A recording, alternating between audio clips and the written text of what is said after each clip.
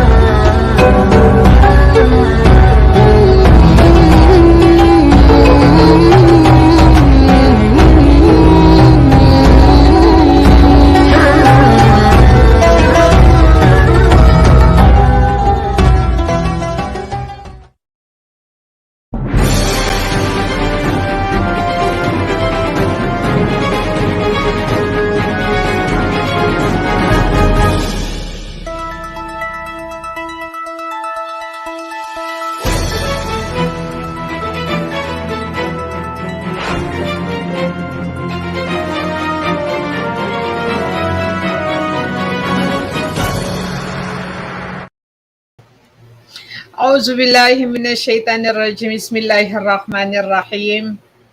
Subhanaka la ilma lana illa ma 'allamtana innaka antal alimul hakim.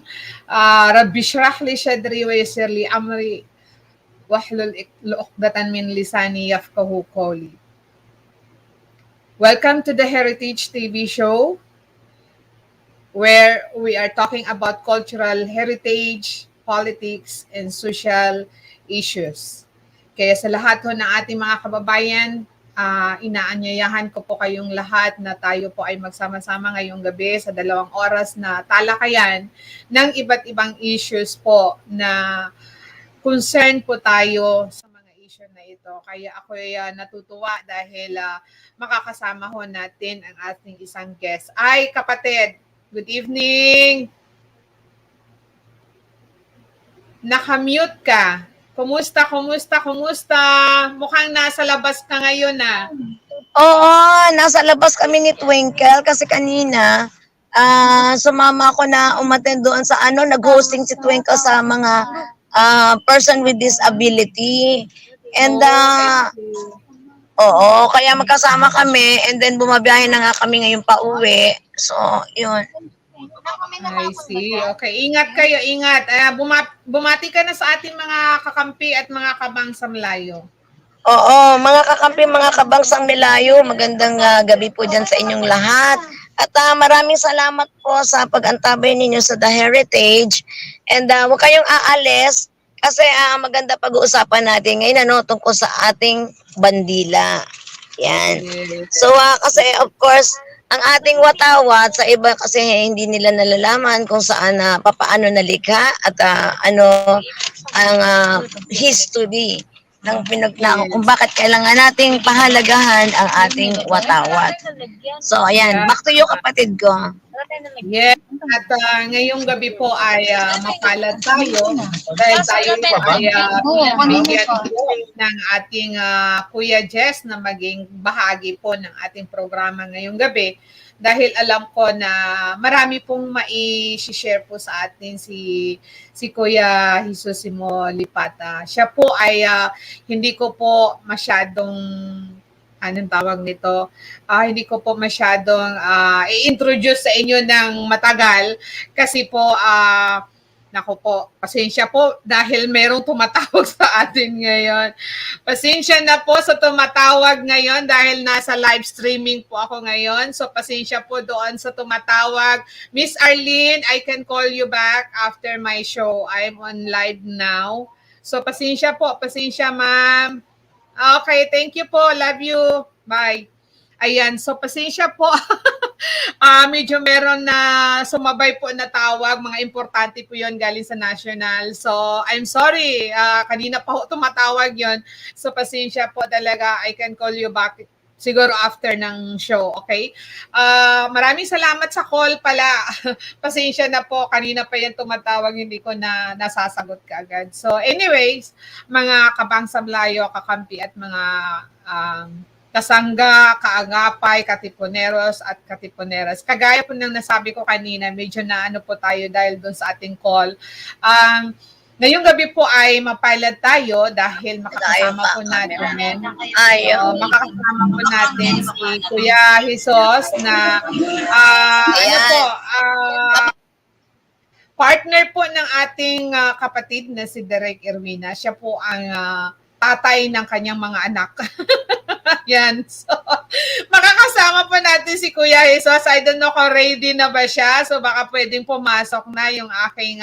meron ba tayong naka-ready na video para kay Kuya Jesus, kapatid na Direk?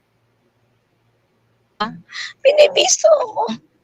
Binibisto na hindi. Kasi Jess, sabi niya, ito ang tatay na mga anak ni Direk Erwina talaga naman. Ay nako, pasensya po. Yeah, mukhang may technical problem pa. So, yan. Supportive si Daddy Jess. Ayan. So, pasensya po, no? Pasensya po kung hindi ko po ma-introduce sa inyo ng maigi yung ating anong tawag dito, ating guest. Pero siya po ay napakabuting kaibigan po natin. Siyempre, nakilala ko po siya. So, maraming salamat po sa pagsama po ninyo sa amin. Hi, Hello. Kuya Jess! Good evening! Hello! Hello po, good evening po. Kumusta po kayo? Hello! Naririnig po kita. Ganun ba? Kasi naririnig din kita. Ayan, kumusta po kayo? Mabuti naman po. Ayan. So, salamat po sa pagbibigay po ninyo ng aking imbitasyon sa inyo. Salamat naman po. Ayan. So, bumati po kayo sa ating mga kakampi at mga Kabangsa Melayu. Magandang gabi po sa inyo. Ay, pasensya na po kayo. Ayan. So, ang ating pong tatalakayin ngayong gabi po ay tungkol sa ating bandila. Actually, na umpisa natin ito last Wednesday. No? Last Wednesday po ay naumpisa natin yung ating issue about sa history ng ating watawat. Kung gaano po ito ka-importante, ay aalamin po natin paano ba ito nabuo, sino ba ang may akda nito, at paano natin ifo-fold, no? Paano natin ilalagay sa isang tawag nito, lalagyan yung ating bandila na hindi ito nagiging kumbaga napapabayaan. Napaka-importante kasi ang ating watawat na alagaan natin at i-preserve. Diba, Kuya Jess?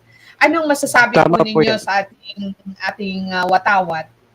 Meron po ba kayong mai-share sa ating mga kakampi, mga kasangga tungkol sa ating watawat? Sa lahat po ng nakikinig ngayon, ang simbolo po ng ating watawat, lalong-lalo na po yung 3 star, no? Ito po ay nagpapahiwatig ng Luzon, Visayas, Mindanao. In other words, this is Los Biminda. Ngayon, isa man dito, ihihiwalay mo, hindi na magiging isang tamang sangkap na masasabi mong tayo ay isang Pilipino. Kaya isa man sa mawala sa mga bahagi nito, ito ay hindi mo masasabing ang pagiging ganap mong Pilipino. Kaya dapat isipin natin anuman ang simulain natin, anuman ang pagkakaiba-iba natin sa paniniwala. Ngunit pagdating sa watawat, sa pagiging tatak nating Pilipino, dapat ay ating panatilihin.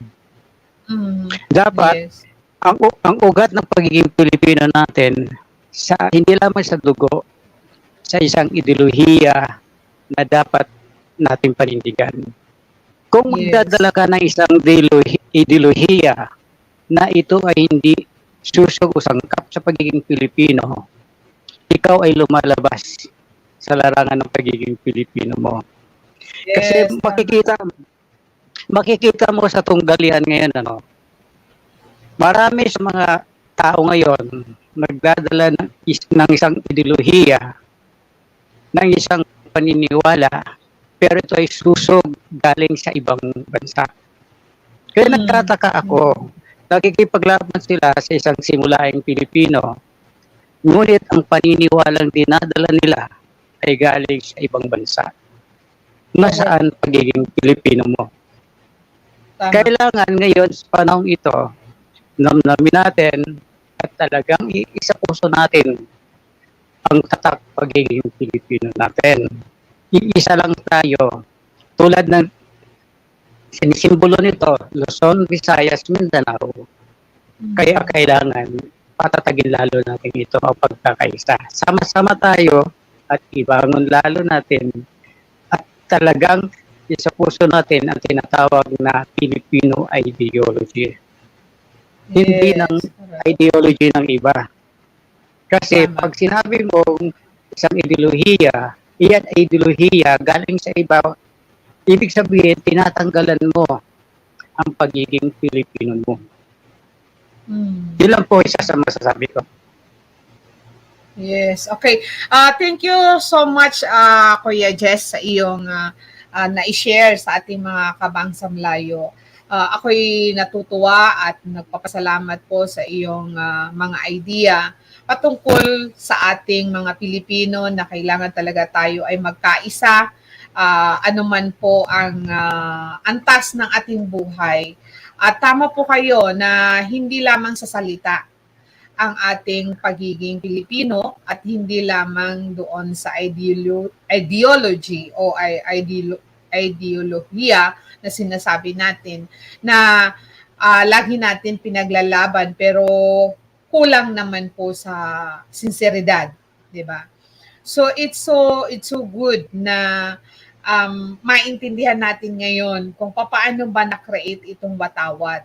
So sabay-sabay ho natin panoorin yung isang video na magbibigay sa atin ng history ng ating Watawat.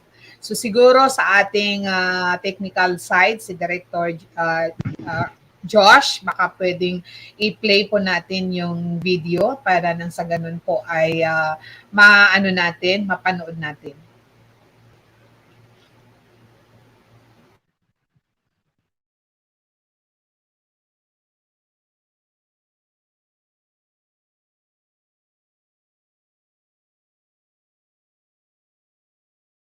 The flag is the country's most cherished symbol. It is the nation's emblem for freedom. It symbolizes patriotism, love of country and sense of nationhood and embodies the aspirations and sentiments of the Filipino people in their unceasing quest for independence.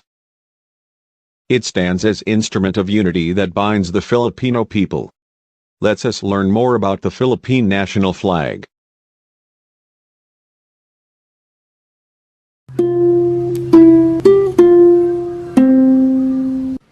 In an attempt to adapt the evolution of the American flag for Philippine purposes, it has been the fashion since the 1960s to trace the development of the flag to the various war standards of individual Katipunan leaders. However, historians have disputed the Philippine government's efforts as misleading. What is certain is that the Katipunan had a flag, and leaders, such as Andres Bonifacio and Emilio Aguinaldo, had their war standards. It is also clear that some symbols common to Katipunan flags would be adopted into the iconography of the revolution. However, it is inconclusive whether these war standards can be considered precursors to the present Philippine flag.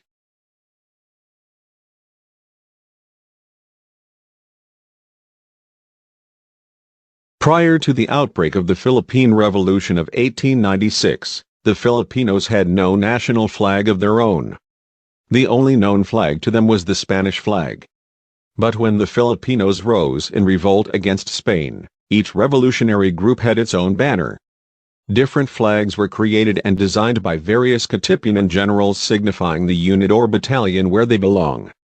General Mariano Linares' troop, for instance, used the skull flag in Nueva Ecija. Bonifacio himself had a personal standard. However, these flags cannot be classified as a national flag. The idea of coming up with a new flag was reached during the preparation of the second phase of the Philippine Revolution. It was personally conceived by General Emilio Aguinaldo, president of the revolutionary government, during his exile in Hong Kong.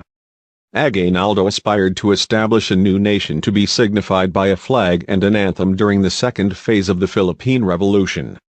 With this, he himself made the design and the sketch of the flag that will become Philippines' national flag. Aguinaldo requested Marcela Agoncillo, wife of Felipe Agoncillo, the Philippines' first diplomat, to make the first Philippine flag. Marcela, who was then living at 535 Morrison Hill Road in Hong Kong, was assisted by her eldest daughter, Lorenza, and by Delfina Urbosa Natividad, a niece of Dr. Jose Razel and wife of General Salvador Natividad. After 5 days of hard work, the flag was delivered to Aguinaldo, who went back to the Philippines on May 17, 1898. The flag, as described by the maker herself, was made from fine silk with a white triangle at the left containing a sunburst with 8 rays at the center, a 5-pointed star at each angle of the triangle, an upper stripe of dark blue and a lower stripe of red. Note that the original design of the Philippine flag adopted a design with a mythical sun with a face. The flag's blue field also has a lighter hue compared to the dark blue field of the flag used from the Commonwealth era up to the year 1998, except the year 1985 to 1986. According to historians, based on anecdotal evidence and the few flags from the era that have survived, the color of the original flag was the same blue and red as found on the Cuban flag.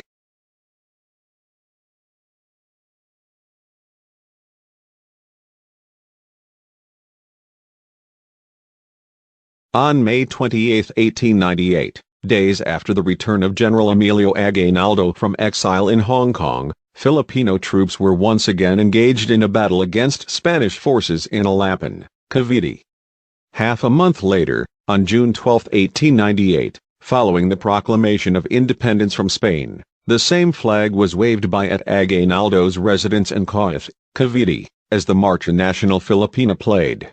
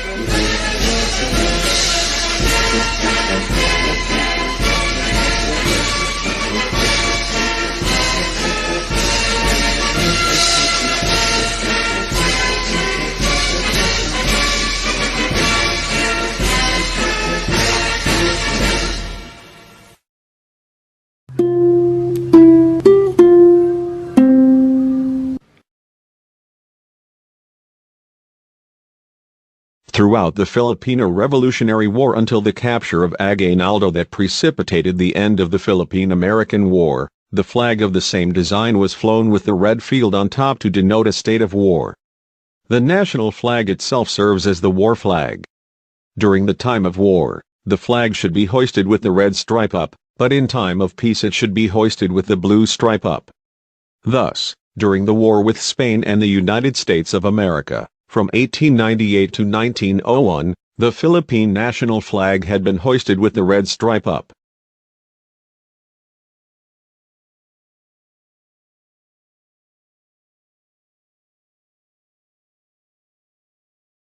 Upon Aguinaldo's capture, the Philippine Republic was abolished.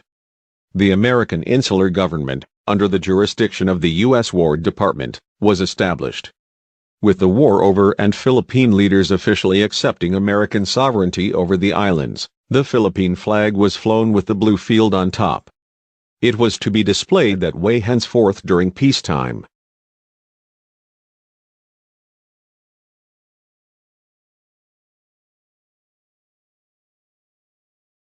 For 6 years, the Philippine flag and other banners and emblems of the Katipunan continued to proliferate. In response, the Philippine Commission, dominated by Americans, passed Act No. 1697 or the Flag Law of 1907, which outlawed the display of the Philippine flag anywhere, even inside Filipino homes, and replaced the country's flag to the Stars and Stripes of the United States of America. The same law prohibited the playing of the national anthem. Filipinos responded with bitter protests as they saw the flag law as a violation of the fundamental principle of free expression. Several efforts were done by Filipino legislators to repeal the law, but to no avail. In 1919, Senator Rafael Palma sponsored the Senate Bill No. 1, a bill repealing the Flag Law of 1907 following Governor General Francis Harrison's recommendation that the law should be repealed since the distrust between the Filipinos and the Americans no longer exists.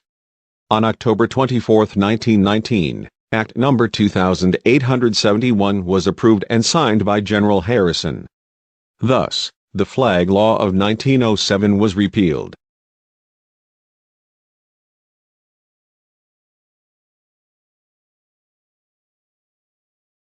On March 26, 1920, the Philippine legislature passed Act No. 2928, which provided for the adoption of the Philippine flag as the official flag for the Philippine Islands. From 1919 until the eve of World War II, Flag Day would be celebrated on the 30th of October, the day the ban on the Philippine flag had been lifted in 1919.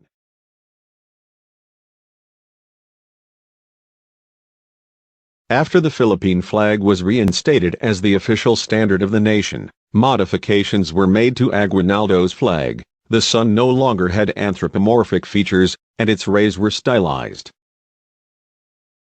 It is also said that during this period, the blue stripe of the flag from Cuban blue became dark blue or navy blue, similar to the one used for the American flag. It was reported that in 1920, there was a shortage of light blue material. There was, however, an abundance of the dark blue material used for American flags, so that was used as a substitute and became the new official color by proxy. This design would be used from 1919 until the inauguration of the Commonwealth of the Philippines in 1935.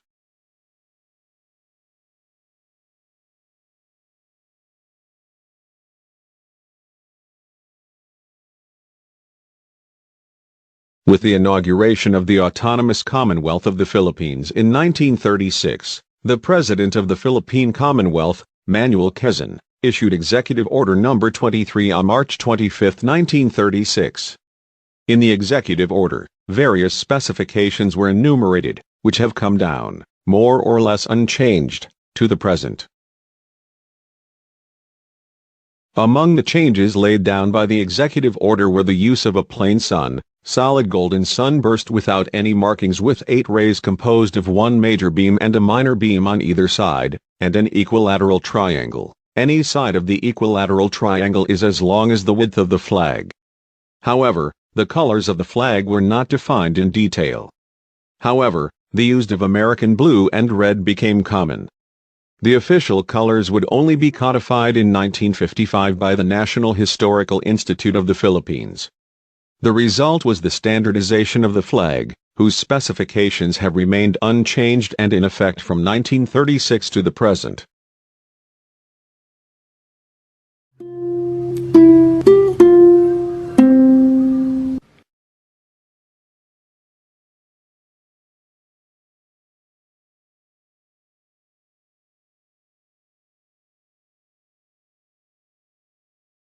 Bombing attacks on the Philippines and the American naval base at Pearl Harbor in December 1941 plunged the United States of America into war with Japan and the Axis powers. President Quezon issued Executive Order No. 386, mandating all Philippine flags to be flown with the red field on top to signify a state of war. With the Japanese invasion and occupation of the Philippines in December 1941, the Philippine flag was once more banned. It was allowed to be hoisted again with the establishment of the Japanese-sponsored Second Philippine Republic.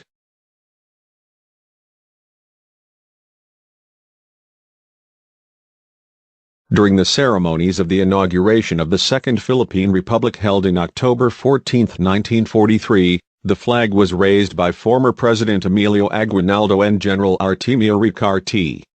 Accounts of the ceremonies held in October 14, 1943 say that the flag raised by Aguinaldo and Ricarte was the 1898 design of the flag. Laurel issued Executive Order No. 17 on 1943, which essentially brought back the Aguinaldo design of the Philippine flag. However, the flag of the Second Philippine Republic would eventually be displayed with the red stripe up in 1944, when the Second Republic declared that it was under a state of war. From 1943 until the end of the war in the Pacific, two versions of the Philippine flag existed: the Commonwealth flag used by the government in exile based in Washington, D.C., as well as by guerrillas in the islands, and the Aguinaldo flag used by the Japanese-sponsored government. Following the surrender of Japan and the liberation of the Philippines, the latter's use would be discontinued with the dissolution of the Second Republic.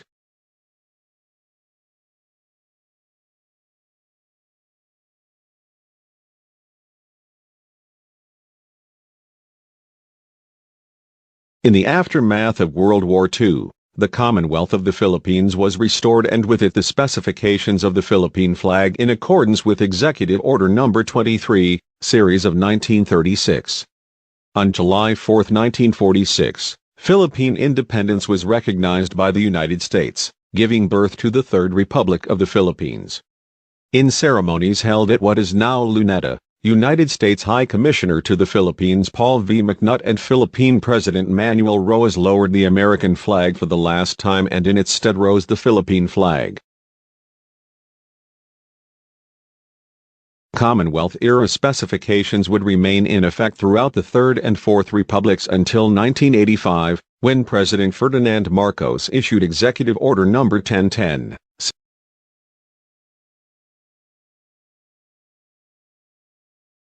President Ferdinand Marcos issued Executive Order No. 1010, Series of 1985, changing the shade of blue of the Philippine flag from navy blue to light blue.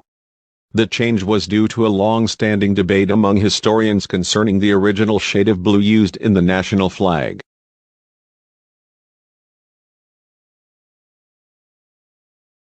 The change in color proved unpopular.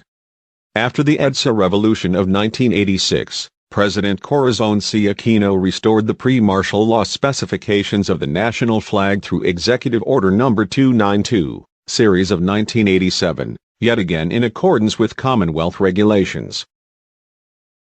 Commonwealth regulations were maintained until 1998.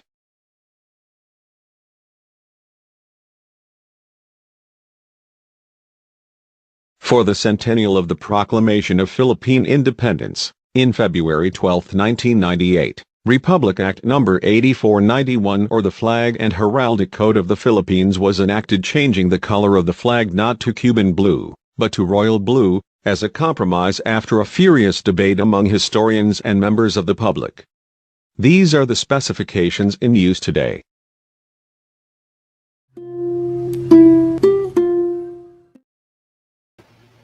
Ayan. So, nakita po natin, mga kabangsa Melayu, yung history po ng ating watawat. 'Di ba, Kuya Jess?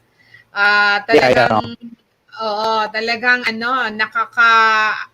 kumbaga pa, nakaka-inspire na si Emilio Aguinaldo sa kanyang ginawa talaga na mabuo, no? Mabuo yung ating watawat. So, sobrang nakakatuwa dahil kahit pa na-exile siya sa Hong Kong, ay siya talaga yung merong disenyo na ibinigay kay Doña Melchora, sino ba to? Agoncillo, di ba? So, doon pa lang, Kuya Jess, sa kwento na yun, nakaka-ano na po, kumbaga pa parang malaman yung kwento na tayo pala ay nagsalin-salin yung mga watawat na ating tinangkilik noong mga panahon ng ating mga colonizers, 'di ba? Ilang years din tayo na ang ginagamit pala natin ay flag ng Amerika. 'Di ba, Kuya? So, anong masasabi mo doon sa ano na 'yun, sa video na 'yun? Anong kumaga paano ang reaction mo doon sa video na 'yun? 'Yun ba ay pawang katotohanan o merong mga ano doon? Ano sa tingin mo? So far doon sa napanood ko, lahat naman yun totoo eh. Ngayon, ang kagandahan na very touching yung pagkakagawa dahil unang-una kung paano ipinakita rin paano na tayong Pilipino kung gaano tayo ka-creative. Even doon na mga nakaraang hindi laganap na ang bandila natin ay namamayagpag. Pero ipinakita pa rin natin bilang isang dugong masasabi nating maharlika. Pinatunayan pa rin natin sa mga dayuhang ito na tayo ay very creative, may sarili tayong kultura, may sarili tayo at matatalino tayo. Hindi dapat tayo padadaig. Yun lang po sabi ko. Yes, oo, totoo yan. Tama po. At bago tayo magpatuloy sa ating discussion at inaantay natin yung ating co-host na si Derek Irwina at mukha yatang medyo na traffic sila dahil nasa labas ho sila kanina mga Kabangsa Melayu, katipuneras at katipuneros at syempre sa ating mga kasangga, kakampi, kaagapay, and mga Kabangsa Melayu. So habang naantay po natin sila, gusto ko lang pong i-shout out yung nagbigay po ng comments dito, si Lazarus Macheso. Sabi niya pa, watching live from warm heart of Africa, Malawi, home of natural products. Ayan. So, thank you po sa inyong panunood, sa lahat ho ng nanonood po sa atin dito. Kasama ho natin si Muhali Pango is watching also. Si Dato Ismael Alfonso Magindra, si Kuya Dato watching. I know you are in Cotabato. Lahat kayo, yung mga taga Cotabato dyan. The RG team, no? Pinangungunahan ni Dato Muda, Tabunawai, si Ford, and yung ating mga brothers na galing sa Raja Sirungan at Kidatuan Buayan na alam ko kagagaling lang ho nila sa Dimataling, Zamboanga del Sur. Yes, del Sur. Sorry po, medyo hindi ko ma-identify tama. Del Sur po. So, sa lahat ho ng ating mga kababayan dyan sa Dimataling, sa Pagadian City, sa Moricay, and of course sa Zamboanga Peninsula, kagaya po nila Bernalyn, no? Bernalyn sa ating mga kapatid na mga Subanen tribe, and of course sa Manubo tribe, dito naman banda po sa may Bukidnon, Valencia, kay Bai, Inday Agnes Escudero. Alam ko nanonood kayo. Maraming salamat talaga.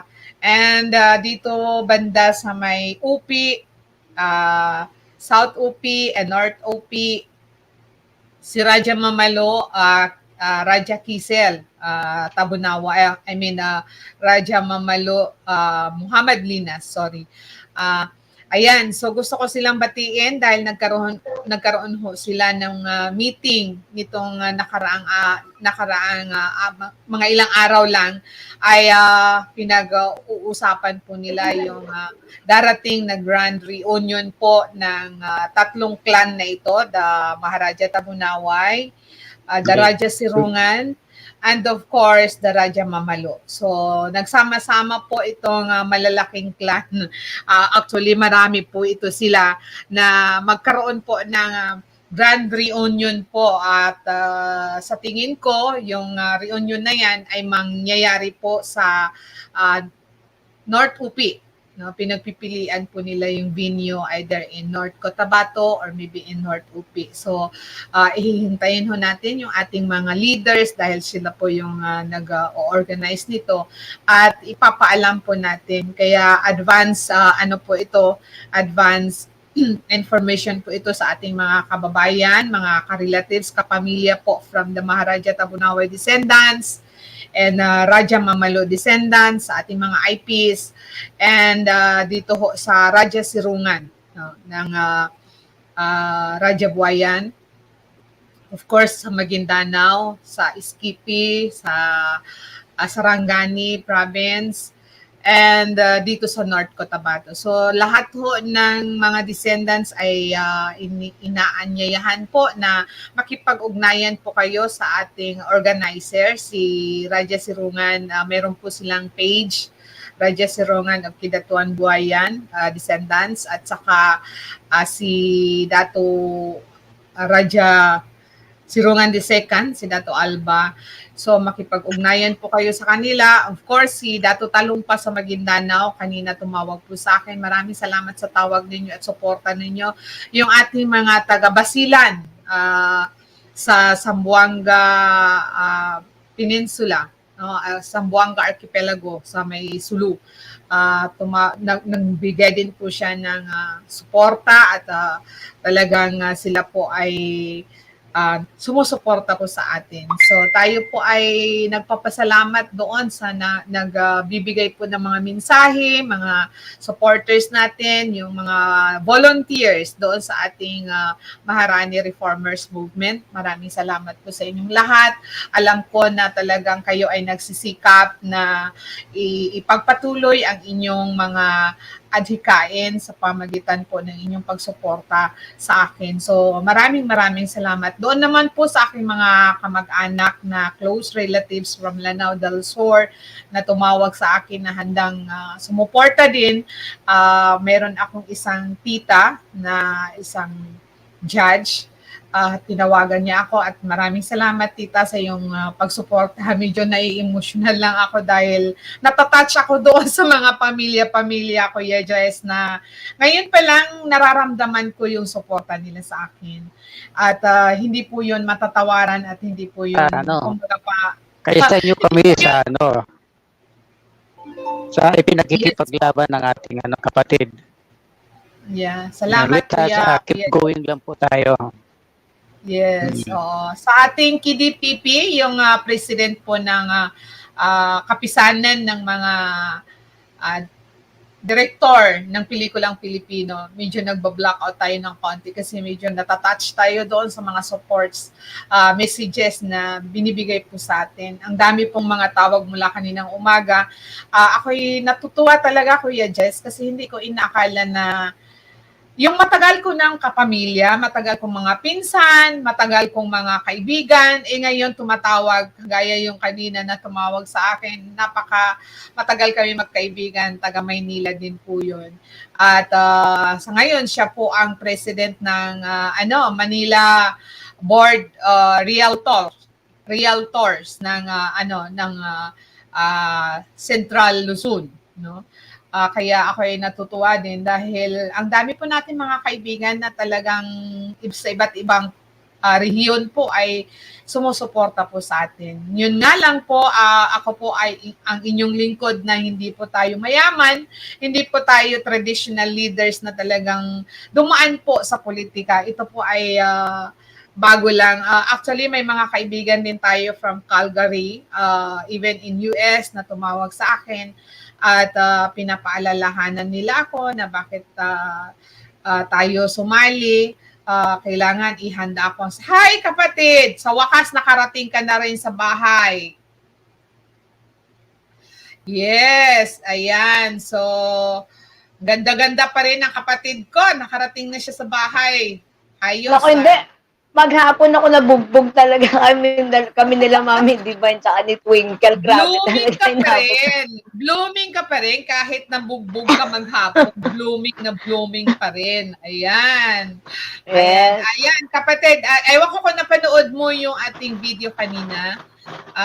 It's all about the history of our Philippine flag. na kung gaano ito ka-importante at paano ito nagawa, paano ito nabuo ni Emilio Aguinaldo.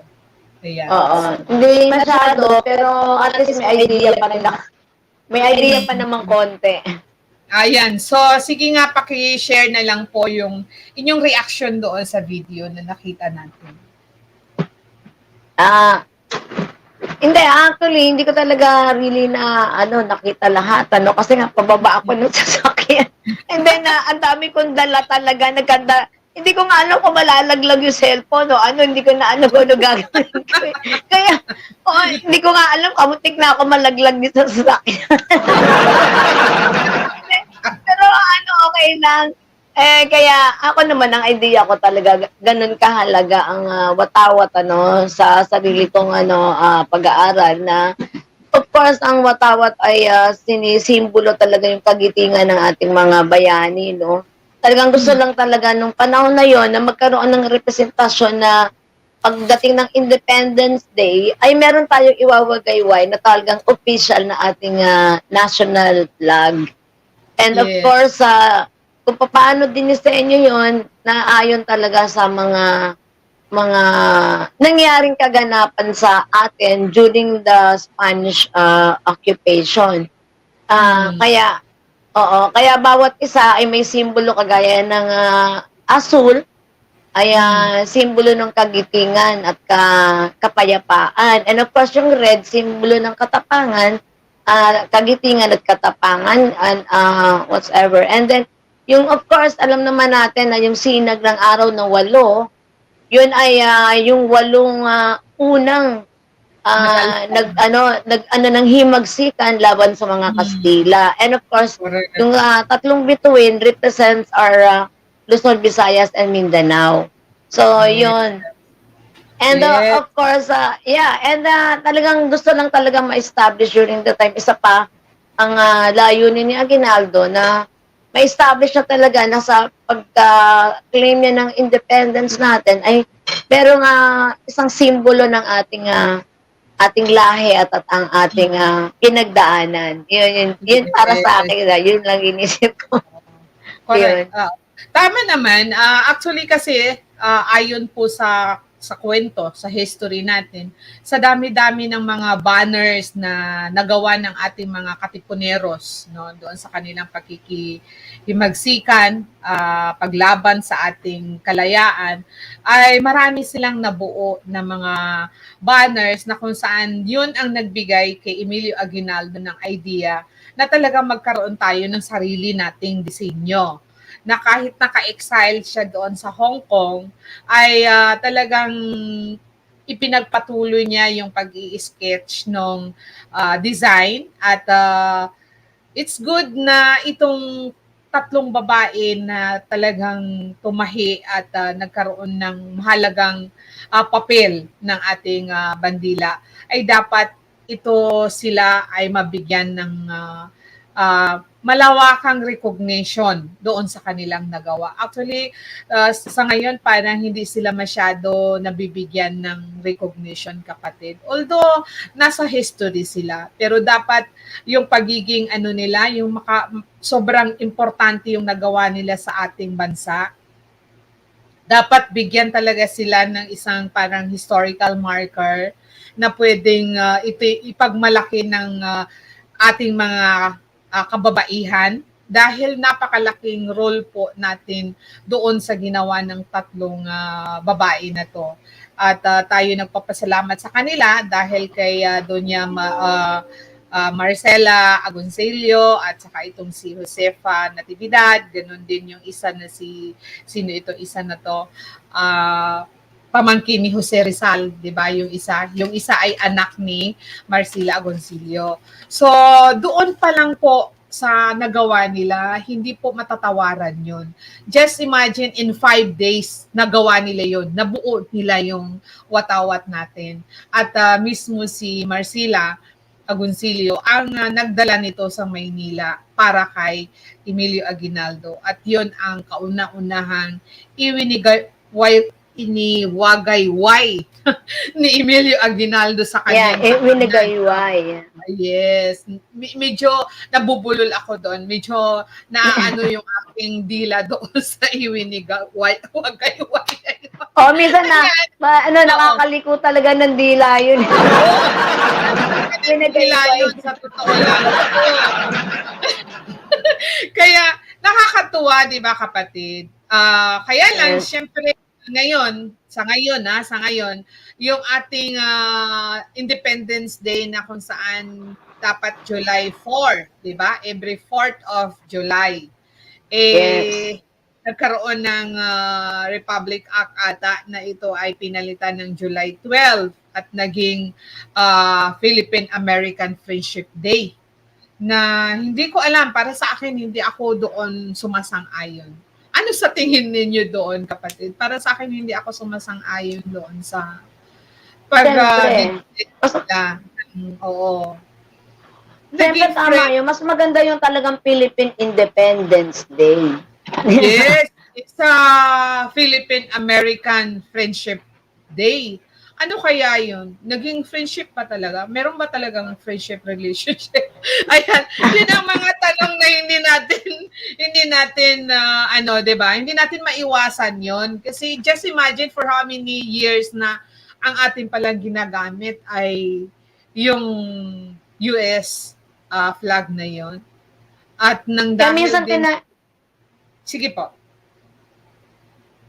Sorry. Minsan, natanong ko nga yan kay BP noon, di ba? Talaga ba tayong binigyan ng tunay na kalayaan? Oo, yun yung tanong ko noon eh. Kasi magulo no? Yes, totoo yan. Magulo talaga. Hindi kasi, parang ang tingin ko kasi kapatid, nagbigay sila ng tali, no? Itong tali na to, ay ibinigay sa atin, kunwari, binigay yung tali sa atin na okay, kayo ay nakalaya na andyan ang tali ninyo. Kumbaga, binigay na namin yung tali. Wala na kaming pakialam sa inyo. You can govern on your own, di ba? Yes. Pero ngayon, ang tingin ko kasi, yung tali na yun, hawak-hawak pa rin nila. Kumbaga, naririndahan pa rin nila yung Pilipinas. Yun yung nakikita ko I don't know sa iba. Kung halimbawa mayroong nakikinig sa atin dito, baka meron kayong idea, pwedeng paki-comment po sa ating chat box, no? Pwede po kayong mag-comment at share po sa amin yung inyong mga kumbaga idea pagdating ho dito sa nangyayari sa atin. 'Di ba? So parang nakakaano kasi dahil yun nga yung sabi ko sa inyo yung mga previous episodes natin na lagi tayong merong naka-cover tayo na isang CCTV, 'di ba? Laging naka-monitor sila sa atin. Kaya tayo ganito na lang din. And it's good na ang ating president na si Duterte kahit papaano talaga, meron talaga siyang anong tawag nito? Power, mayroon siyang strength na talagang lumalaban. At ako, sa totoo lang, na-appreciate ko yung mga the way na pinaglalaban ni President Duterte yung ating bansa doon sa mga Amerikano. Especially yung mga nag-i-interview sa kanya ng mga Amerikano. Nako, talagang matindi din kung siya ang siya ang nagsasalita tungkol dito. So, kasi sabi nila, ibinenta ro kasi tayo ng Kastila sa mga Amerikano. Pero napakaliit na halaga, napaka-cheap. Pero sa panahon na yun, malaki na daw yun. And of course, malaki na.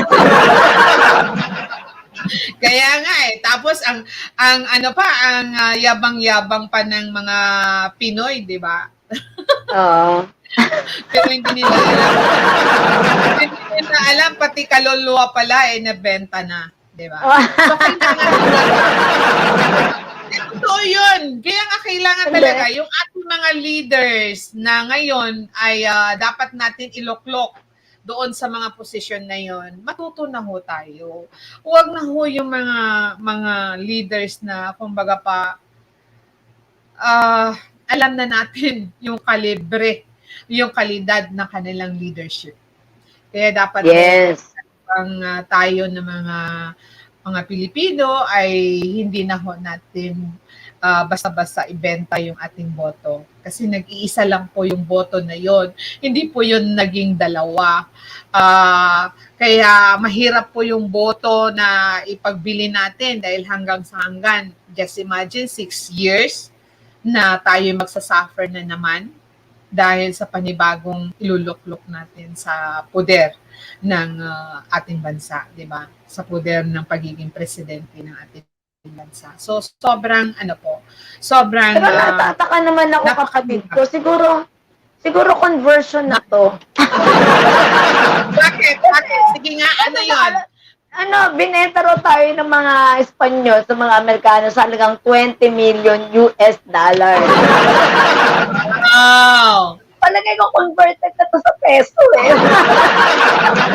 Try nga, i-convert nga yung 20 million na yan sa peso, magkano? Kaya kaya yun.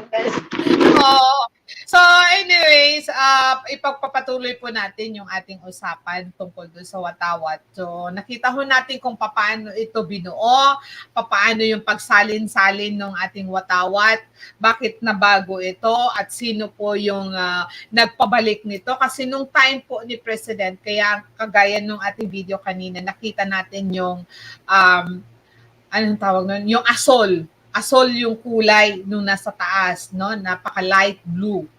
At ito'y ibinalik doon sa original na disenyo na ginawa ni Emilio Aguinaldo. So, mabuti naman po. Mabuti naman at ibinalik doon sa kung ano yung origin na disenyo ng ating mga bayani. Kung tutuusin talagang po yun napaka-importante kasi yung originality ng ating watawat.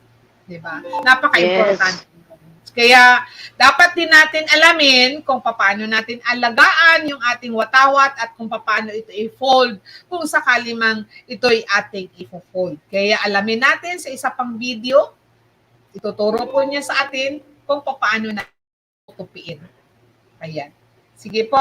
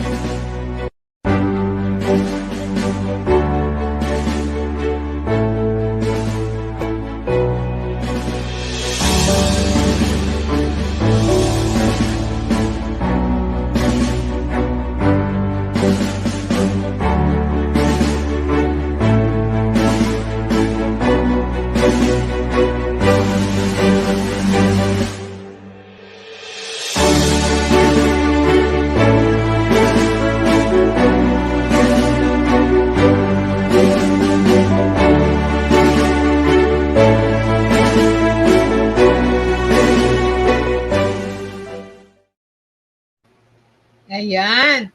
Sana Yes. meron tayong natutunan, no? Meron tayong natutunan doon kung paano natin tupiin yung ating Philippine Yes. flag. Oo. At tandaan ho natin sa pagtutupi, kailangan yung red side ay nakatago. 'Di ba napansin Yes. niyo kapatid? Oh, dapat Yes, nakatago yung nakatago. nakatago yung red na stripe para po hindi po ito nakikita. So, ganun po ang pagtutupi nun. At kailangan yung last portion ay makikita yung isang star. So, doon pa lang po, sana meron po kaming naibahagi sa inyo na kaalaman at informasyon tungkol po sa ating watawat. Ang pinaka-importante po dito na naibahagi natin ay kung sino po yung ating mga matatapang na mga katipuneros at talagang nagtiyaga na gawin yung ating watawat doon sa tatlong mga kababaihan na yon. Ako talaga ay natutuwa at ipinagmamalaki ko si Melchora Agoncillo na kung saan siya ay isang tunay, no, Yes.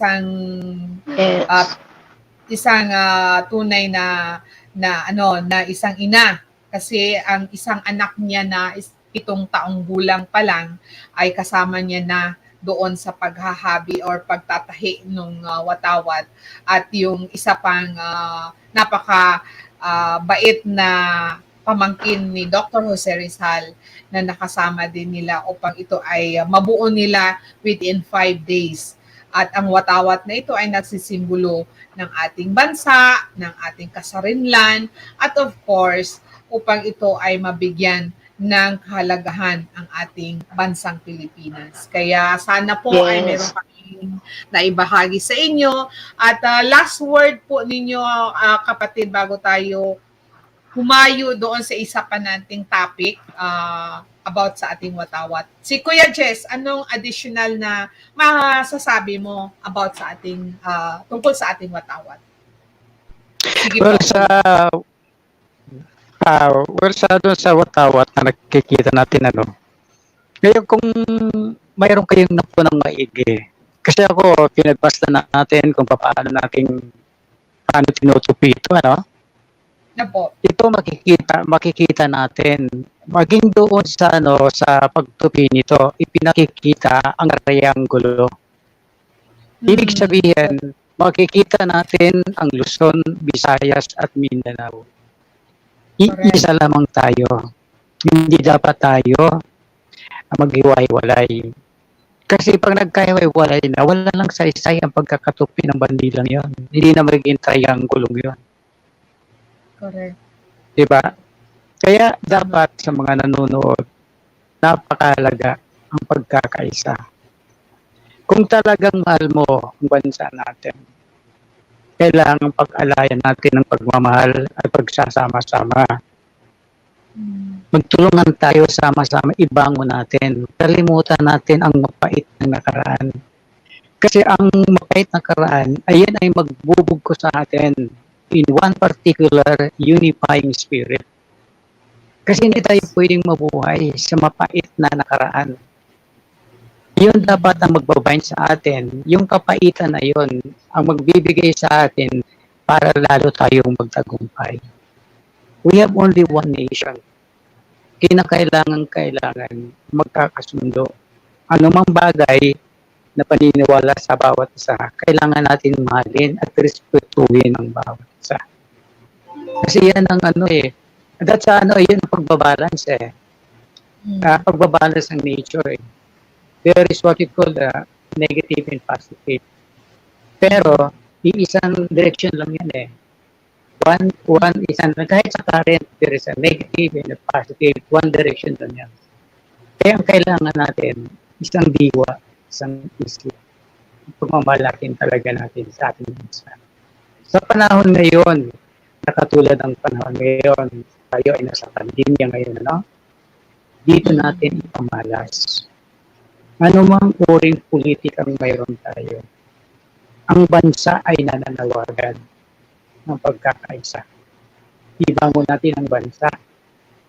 Ang pagkakaisa natin, ayun ang magiging pag-angat at pagbangon ng bansa natin. Walang ibang tutulong sa atin kung di tayo mismo magiging. Yung mga ibang bansa na yan, tumitingin lang yan. Kung baga saan sa ibahala kayo, total hindi naman kayo nagkakaisa, ipaglalarawan na lang namin kayo. Habang buhay ba, ganito na lamang paglalaro na lamang tayo ng mga ito. Kailangan bumango na tayo. Let us as one. Kailangan natin talaga ang isang unifying spirit na kinakailangan ang tutok ng ating isip, ibangon ang Pilipinas. Magbayanihan tayo para sa ating bansa. Yan ang po masasabi. Ayan, napakaganda po ng pinapaalala sa ating Kuya Jess. Maraming salamat talaga, Kuya. Napakalaking karangalan po na nakasama namin kayo. Kahit papaano ay marami po kayong naituturo sa ating mga manunood at sa ating subscribers. Alam nyo, napakahalaga po yung ibinigay po na mensahe sa atin ni Kuya Jess dahil kung wala pong pagkakaisa, talagang wala rin po tayong kapayapaan. Wala rin po tayong kinabukasan na sinasabi. Kailangan talaga magkaroon talaga tayo ng pagkakaisa sa pamagitan po ng nakita ho natin yung ating bandila. Tama po si Kuya Jess na yung simbolo ng triangulo na yon na kung saan nagbibigay ng sinyales na nandoon buo yung Luzon, Visayas at Mindanao at ito'y sa pamagitan ng ating watawat. So kailangan natin huwag wasakin ito ng ating mga darating na mga leaders. Kailangan natin ang leader na merong political will na talagang mas malaki ang kanyang pagmamahal sa ating mga Pilipino, of course, sa ating bayan. Kasi kahit pasabihin natin ng isang leader ay nandoon sa kanya yung knowledge, nandoon sa kanya yung political will, kung wala naman itong pagmamahal sa ating bansa, useless pa rin po yun. Wala pa rin yung mangyayari sa atin. Kaya kailangan magkasabayan. Pagmamahal sa bayan, pagmamahal sa tao, at pagmamahal sa kanyang responsibilidad. Kailangan alam niya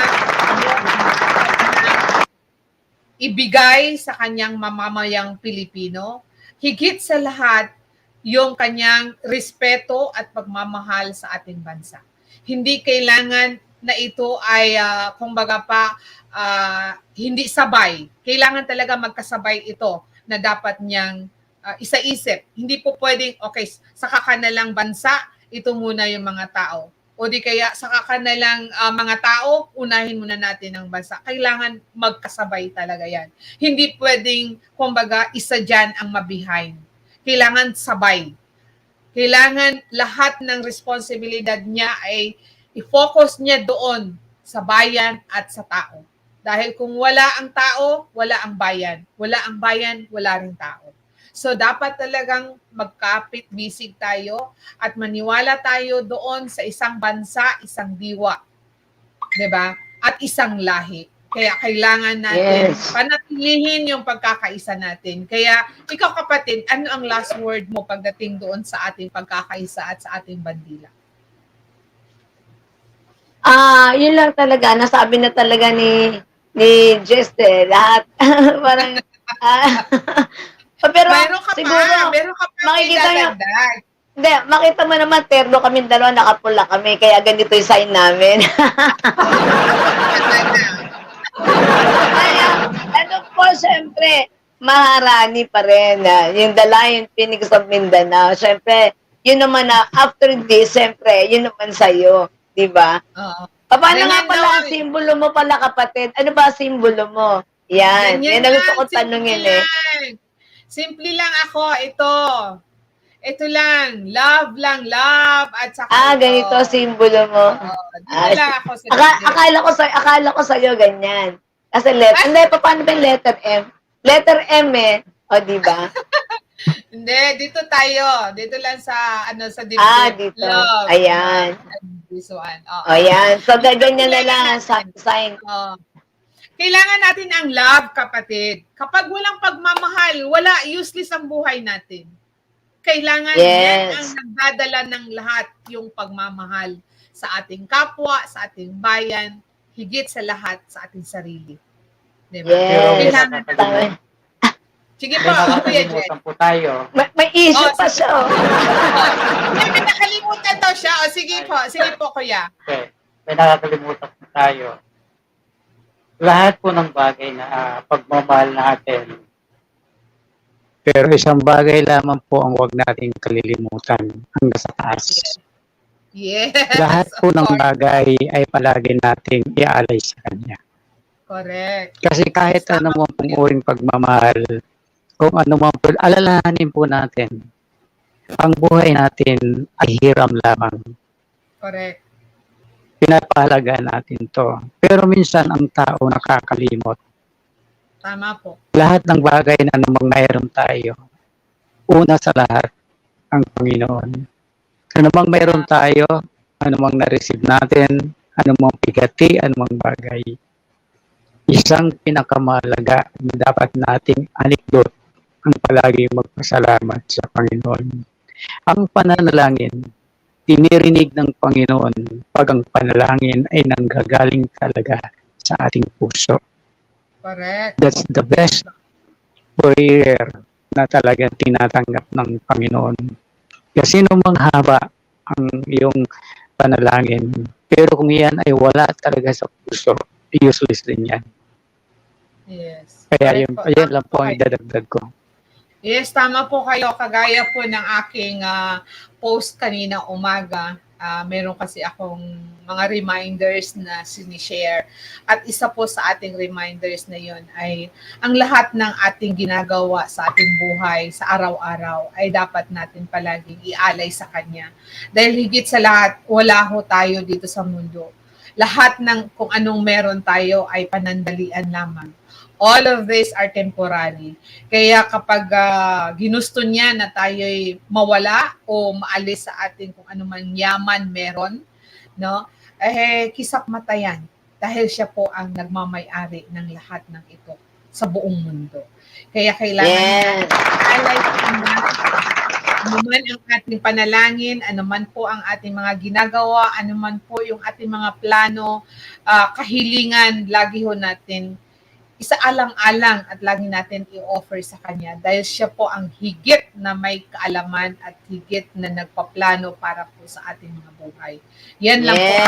Maidadagdag po kay Kuya Jess. Ayan. So mga kakapit, mga Kabangsa Melayu, maraming salamat po sa inyong lahat at sa lahat po ng nanonood ngayon. Alam ko si Dato Badi Tabunawai, si Muhalif Pango, thank you po sa inyong lahat. Si Dato Ismael Alfonso Magindra, si Kuya Dato Shukran, and of course sa lahat ho ng Radyo Sirungan of Kidatuan Buayan, as well as Janus Aki from General Santos City, yung ating mga IP, youth sector, thank you talaga.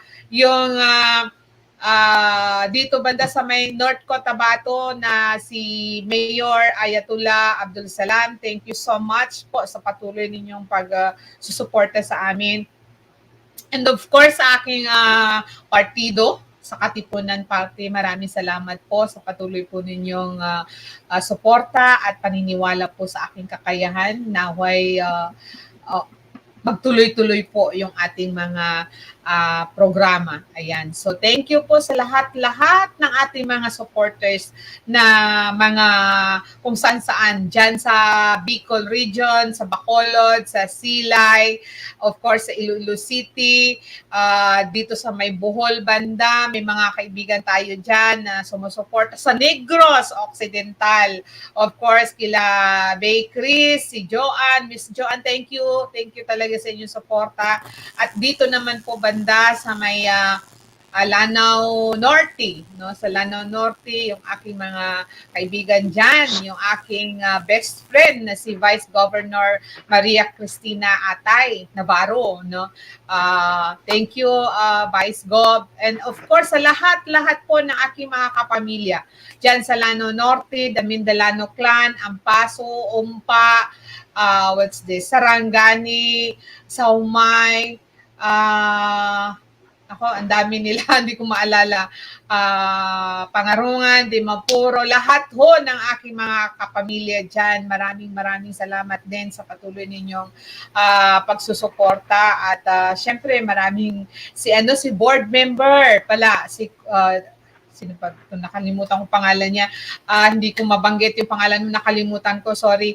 Pero salamat po sa pag-message ninyo sa akin. Thank you talaga. Sino ba itong isa dito sa may bandang North Cotabato? Maraming salamat din, si Norma. Ayun, naalala ko na. Thank you po sa lahat po ng mga messages ninyo na patuloy na sumusuporta po at naniniwala sa aking kakayahan. Of course, si Lani Boycho ba? Hindi ko maalala. Salamat din po sa inyong suporta. Ayan. So, at sa ating pagpapatuloy, kapatid, meron lang po akong ibabalik na konti lang naman na kung saan natalakay natin yung pagmamahal natin sa ating parents, higit sa lahat sa ating mga tatay, di ba? Since kasama natin si Kuya Jess, ay gusto kong ialay sa kanya itong video na to. Napakaganda po ng video na ito at marami po tayong matutunan.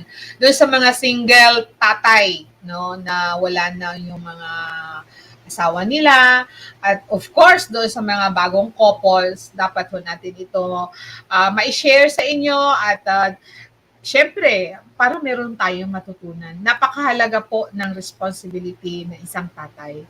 Kung ako ay hindi ko naranasan yung pagmamahal ng tatay, hindi ko naranasan yung sinasabing bonding at saka yung pagyakap or pagkalong or basta yung pagmamahal ng isang tatay, wala po yun. Hindi ko po naranasan yun. Pero ito, talagang gusto ko lang talagang i-share sa inyo doon sa mga new generation natin. Tandaan ninyo ito. Darating ang panahon, kayo rin ay magkaroon din ng pamilya. So, panoorin po natin itong video na to. Sabayan niyo po kami. Huwag po kayong umalis. At mag-drop po kayo ng comments ninyo sa ating chat box. Direct Josh, ating last.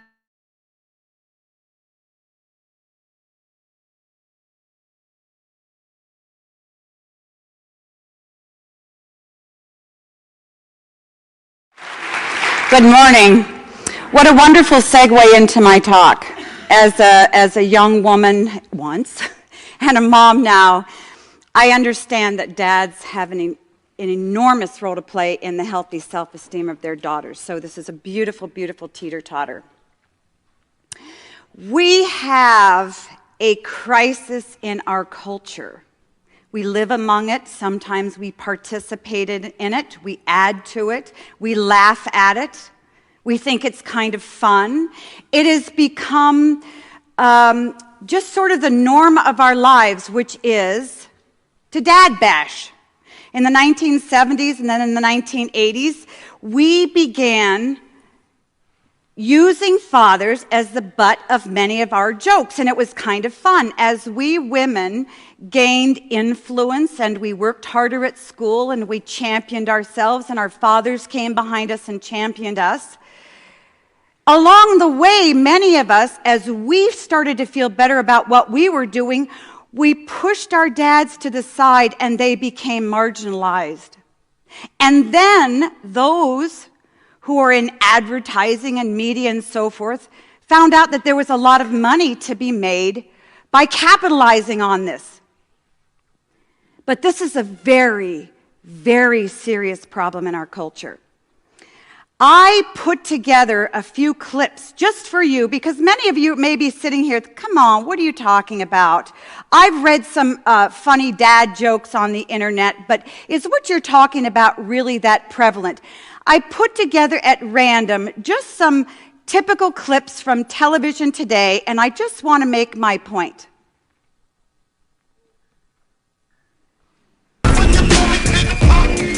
Throw your hands in the air if you's a true player. So the honeys get some money for your fellas like tennis. You drop your kid on a changing table? Stuff just happens, okay? Last week, my kid ate a cigarette. I caught him playing in the dryer yesterday. I picked up the wrong baby from daycare. Found my baby swimming in the toilet. No judging. You little cat! Joke's on me, is it?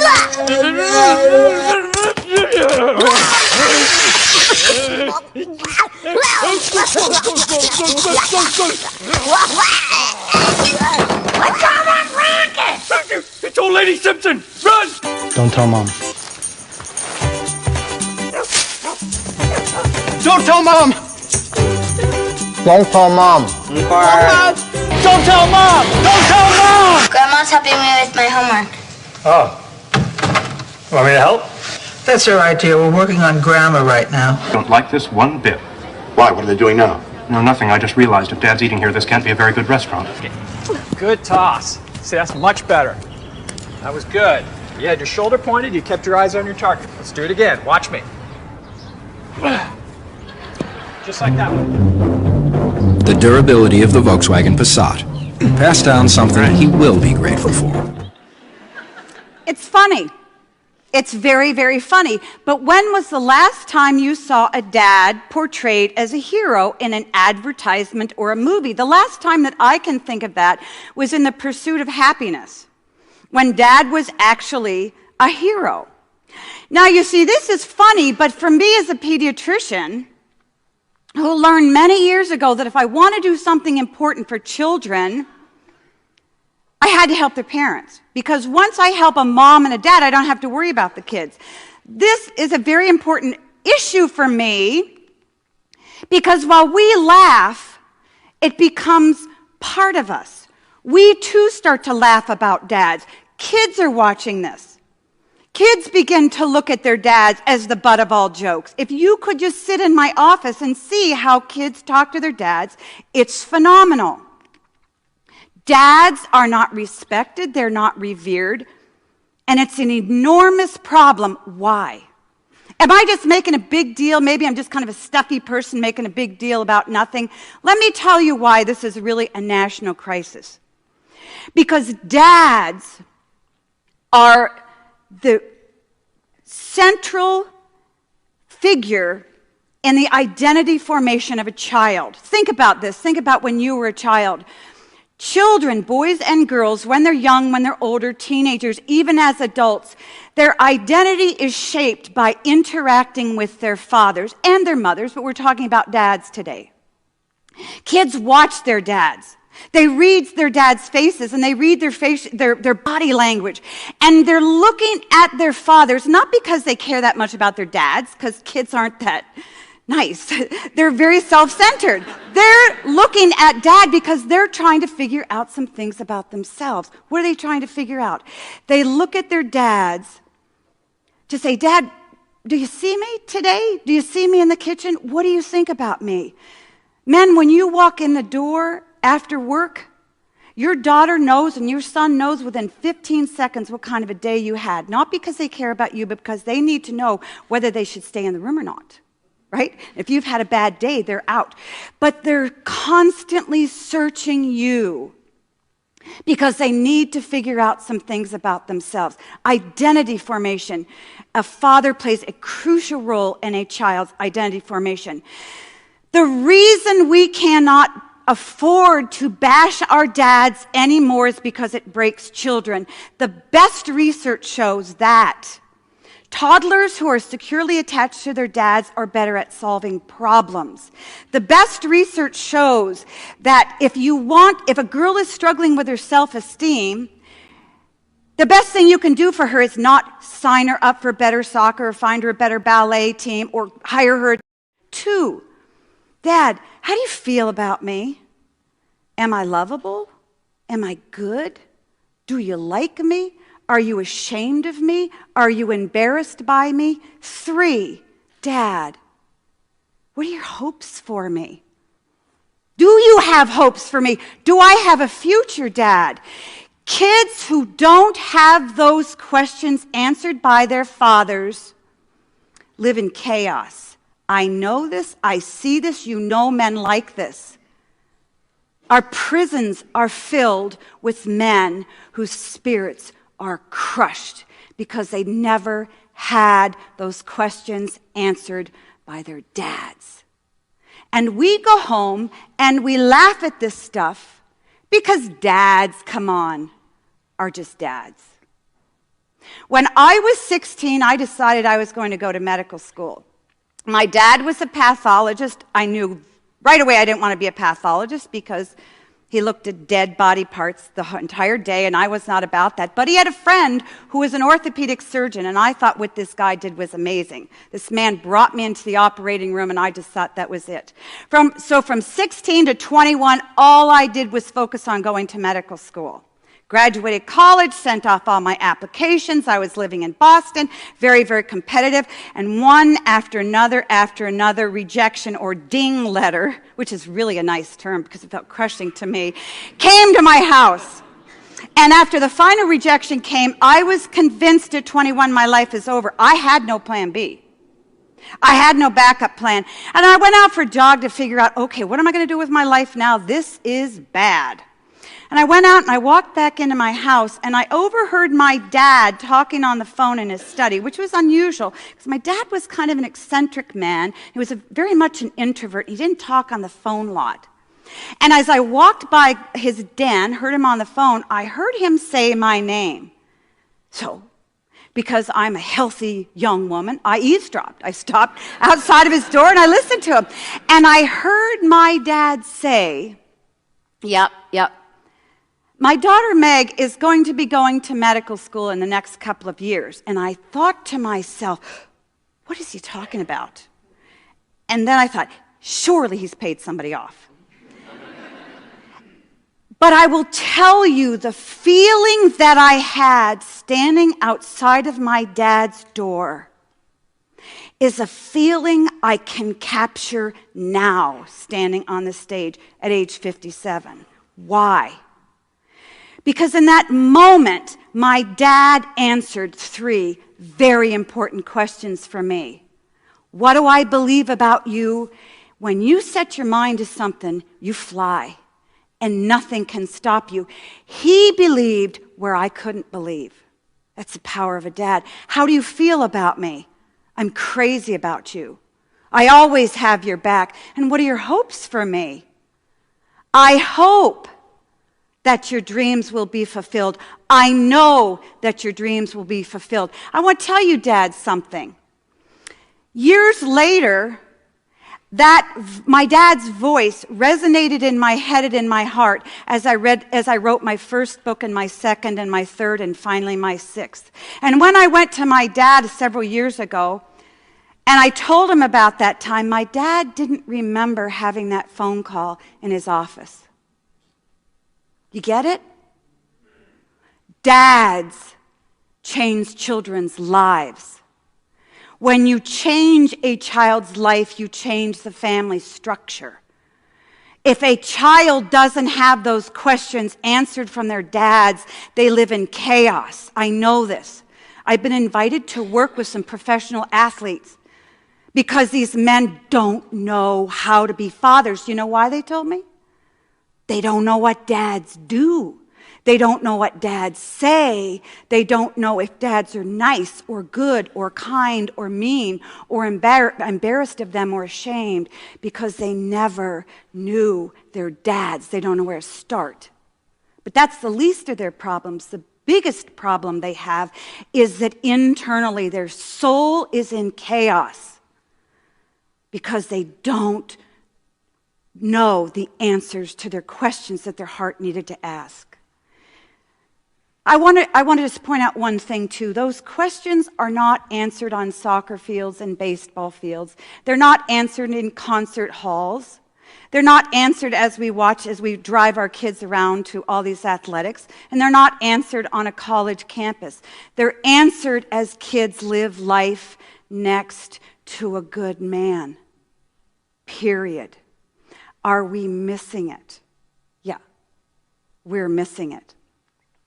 I started talking to you about how we're deriding dads, marginalizing dads, and we women, myself included, are leading the pack.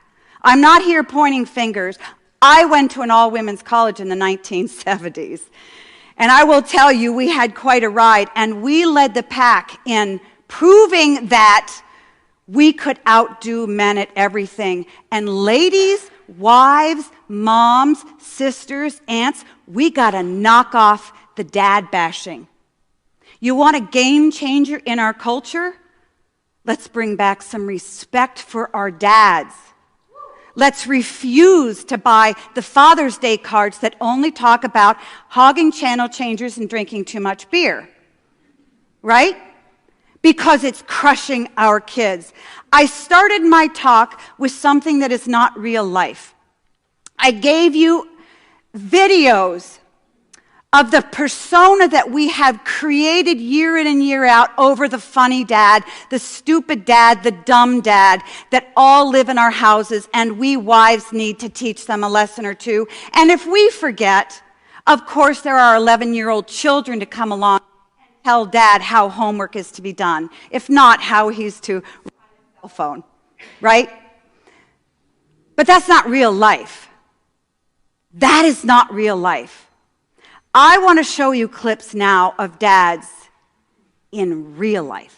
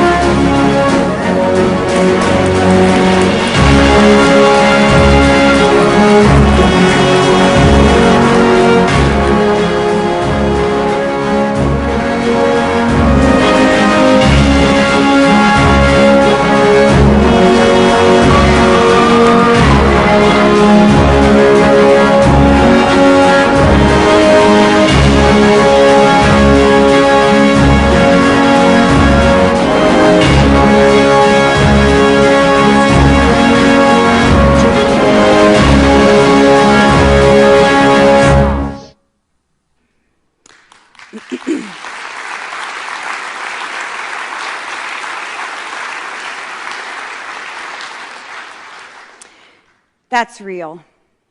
Every person in this audience within earshot of my voice has a responsibility to the child in your life that you love, whether it's your own child, whether it's your niece or your nephew, your grandchild, a child that you just know. We have a responsibility to restore respect and honor and a rightful position to every dad in America. You want to be a game changer? You want to change our country and our culture? Change our families by changing our kids. And ladies and gentlemen,